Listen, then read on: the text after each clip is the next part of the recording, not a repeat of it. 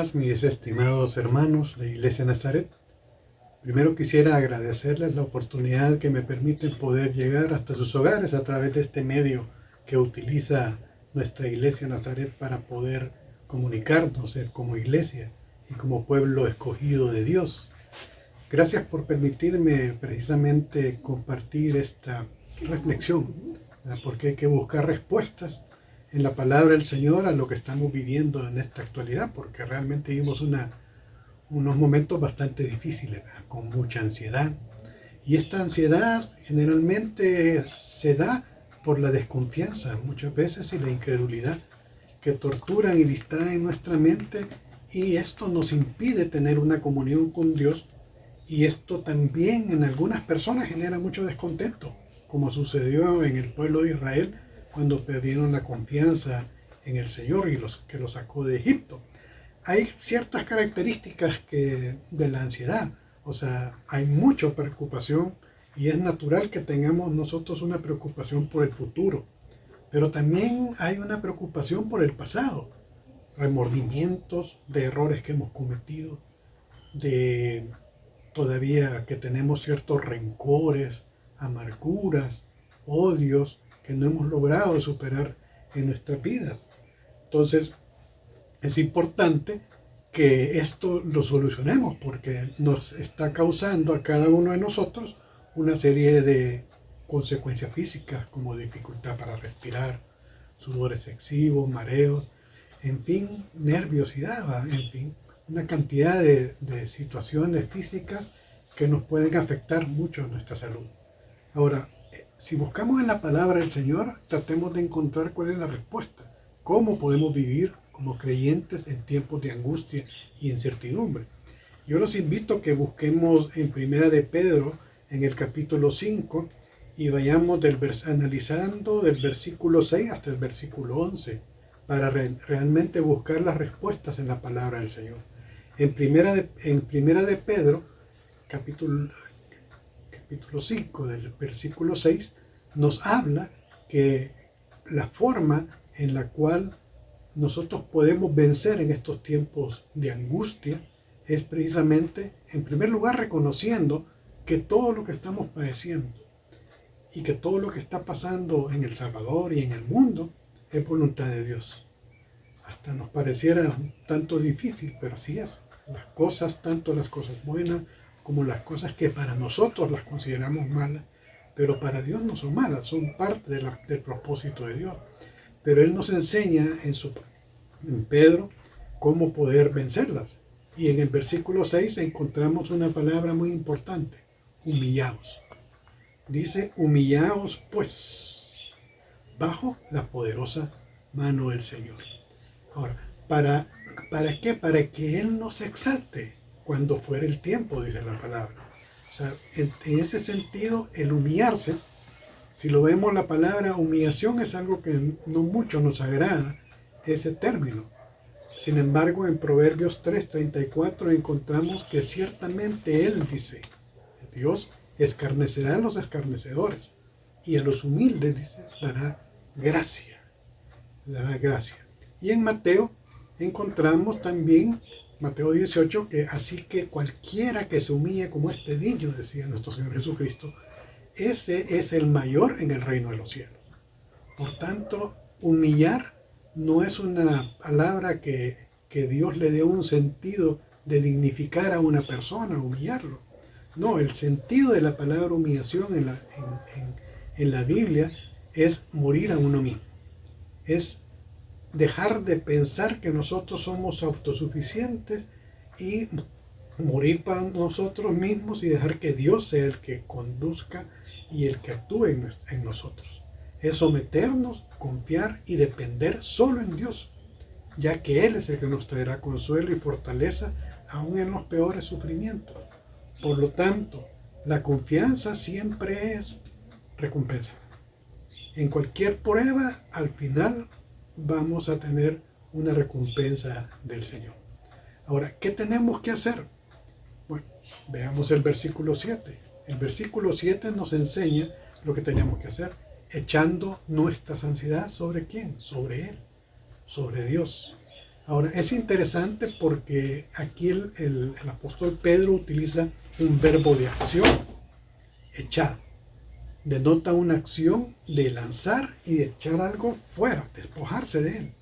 En nuestro caso como cristianos es poner rápidamente nuestras ansiedades, nuestros temores, todas nuestras cargas sobre Él, o sea, sobre Jesucristo. Pero para ello debemos de dejar de confiar en nosotros mismos. O sea, debemos de dejar de confiar en nosotros y depositar nuestra confianza en el Señor. Y para lograrlo es muy importante la comunión, la intimidad con Cristo, por medio de la oración. Recordemos el Salmo 37:5 que dice: encomienda a Jehová tu camino y confía en Él, y Él hará. ¿Cuál es la razón para hacerlo? Bueno, la razón para hacerlo es porque Él tiene cuidado de nosotros. La enseñanza es que no deberíamos preocuparnos tanto de qué vamos a comer, o si me enfermo, qué va a pasar. Y hoy en las noticias solo de eso hablan, o sea que no hay alimentos, que los supermercados están vacíos, que la gente que se enferma, que si se muere ya no puede uno familiar recogerlo, que lo llevan a enterrar. Bueno, en fin, tantas cosas que pueden preocuparnos. Pero la palabra nos enseña en Filipenses 4, por nada estéis afanosos, por nada estemos afanosos.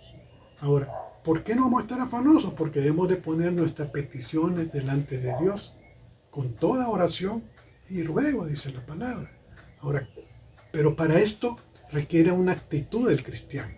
¿Y cuál debe ser la actitud?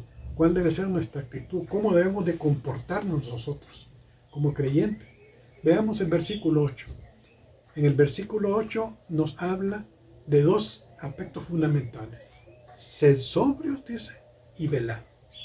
Ahora, sed sobrios no significa el hecho de que no, de la gente que entiende la sobriedad solo por no estar tomando alcohol o cosas de ese tipo. El ser sobrio significa manejar nuestras emociones, que nuestras emociones no nos dominen, es tener dominio propio. Es lo que muchas veces en administración se llama la inteligencia emocional, gobernarnos nosotros mismos ante tentaciones, ya que la ansiedad en algún momento puede empujarnos y empuja a mucha gente a buscar el escape en algunas otras cosas, en el alcoholismo, a buscarlo en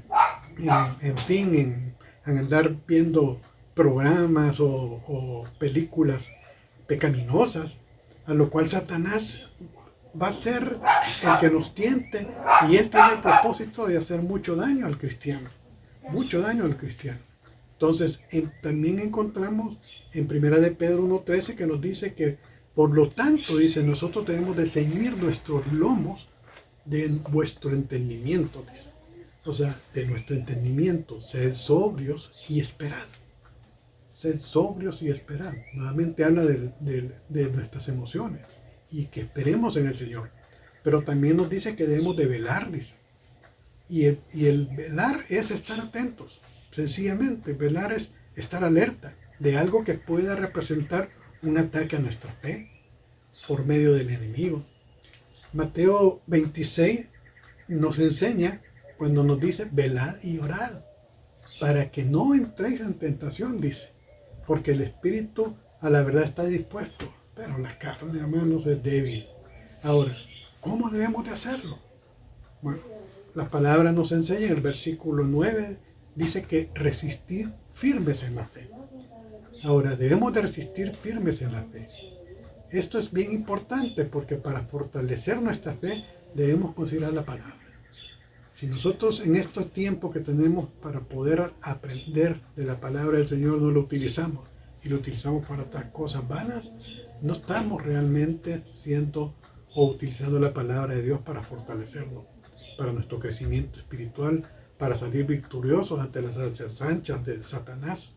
En Efesios 6 nos dice que debemos de vestirnos de toda armadura de Dios para que podamos estar firmes contra las acechanzas del diablo. Y nos habla precisamente de que no tenemos lucha contra sangre ni carne, sino que contra principados, contra potestades, contra gobernadores de las tinieblas de este siglo, contra huestes espirituales. O sea que nuestra lucha es tremenda, hermanos. Dejemos de lamentarnos. Debemos dejar de lamentarnos. Muchas veces yo he escuchado a gente, ay, pero ¿por qué nosotros? ¿Por qué yo? ¿Por qué esto? El versículo 9 nos dice, sabiendo que los mismos padecimientos que se van cumpliendo en nuestros hermanos en todo el mundo. O sea, usted no es el único que estamos sufriendo. Hay personas que están sufriendo mucho más que nosotros. Hay personas que están lamentando la pérdida de un ser querido. No solo en El Salvador, sino que en todo el mundo. Y esto nos lo dice la palabra del Señor. Pero ¿qué es lo que va a pasar después de que nosotros pasemos esta prueba? El Señor es misericordioso. Veamos, en el versículo 10 dice que después de que hayáis padecido en poco tiempo, dice, Él mismo os perfeccionará, afirmará, fortalecerá y establecerá. Esa es una promesa que nosotros debemos de tener. O sea, estamos padeciendo, pero hay algo importante, hermanos. Hay que ser solidarios con nuestros hermanos. Hay que ser solidarios también. Hay que tener pensamientos serios. No hay que creer todo lo que nos dicen. Enfóquese. No vea lo malo. Acérquese más a Dios. Piense en cosas buenas. Siempre es importante pensar que esto no lo podemos hacer si seguimos pensando que todo lo podemos resolver nosotros mismos. Depositemos nuestras cargas en el Señor y el Señor le dará una respuesta. Por nada estéis afanados, dice la palabra del Señor. Así es que esta reflexión es para eso, para que cada uno de nosotros podamos fortalecernos a través de la palabra de Dios y buscar realmente respuestas a cualquier situación que tengamos. Oremos. Bendito Padre, mi Señor y Dios Todopoderoso, te doy gracias por este día, gracias por la oportunidad que tú nos das, Señor, de poder abrir nuestros ojos, Señor, ya que tú nos has cuidado, tú nos has protegido en este día.